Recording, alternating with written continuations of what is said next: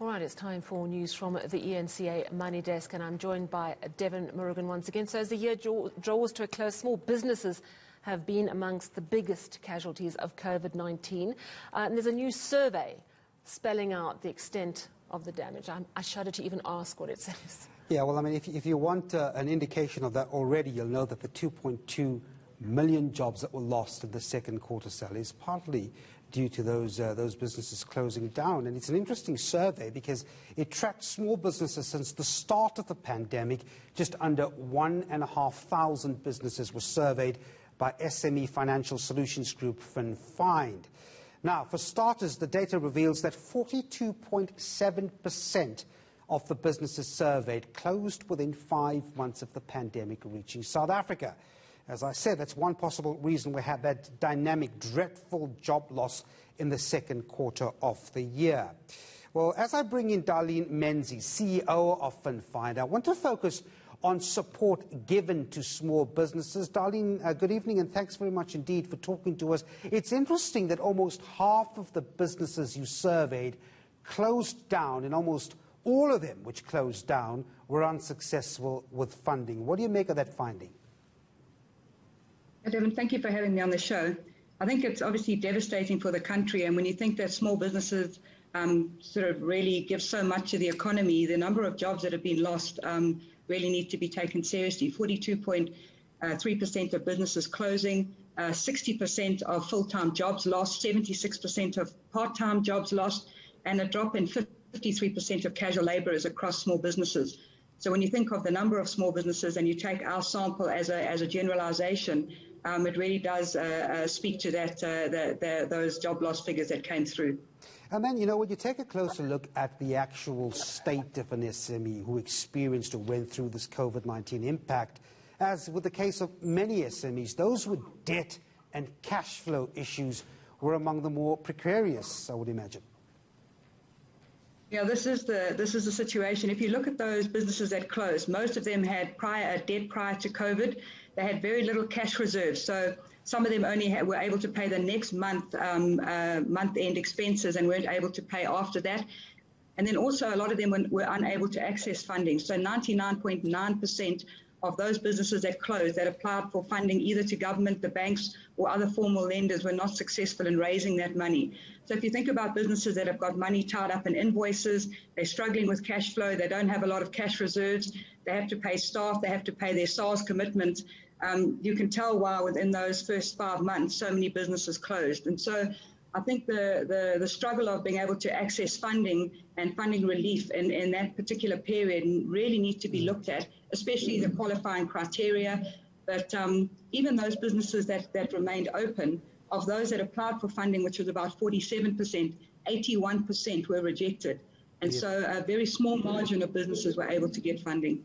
The survey also sort of brought to surface one other very interesting factor that we've been grappling with in this country, and that is affordable data, because small businesses depend on that to a large extent. It's interesting that you point out to a stat of how businesses who were not very well equipped in that regard actually failed.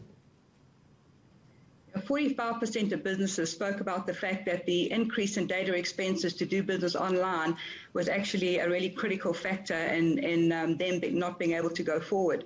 And so again, really being able to lobby governments and some of the big MNOs that when it comes to small businesses, we need to zero rate some of the applications and some of the typical business critical type of opportunities and apps that are needed for them to be able to go forward, whether that be access to funding or accounting, whether that be, whatever it is that would enable them to be able to, the enablers of small businesses, really that needs to be looked at, not only from a policy point of view, but also just from enabling them and maybe taking a hit in their own bottom line in order to open up small businesses so more jobs can be retained. One gets the sense that, if there's ever support that has to come the small business way, it has to go onto the IT side to some extent, because the other rude awakening was those businesses who never had a website or just was not accustomed to online activity also hit very hard. 58% of businesses surveyed had never had an online meeting prior to the pandemic, which is, when you think about the sort of technical and digital world that we live in is crazy. 58% also had never spent any money on digital marketing. So there they are sitting as a business. No one can actually come to their premises, but they're not advertising online to be able to bring new business into their opportunity. Very few of them were able to pivot, so find new income streams, because if you don't have an online presence, it's very difficult during a pandemic when everyone's in lockdown to be able to, to get foot traffic in. So those are things that are really going forward. Both the enterprise development programs, government and big business need to have a look at how we can very quickly fast track digital skills, but very practically helping small business owners understand how to do business online, how to advertise online. It really is something that has become an incredibly critical need at the moment. So, Darlene, what is the survey telling us about what to look forward to next year? I mean, it's a pretty bleak picture when you look at those businesses that have failed because of a lack of a funding or whatever other reason. But then there are also some very clever ideas out there, smart thinking.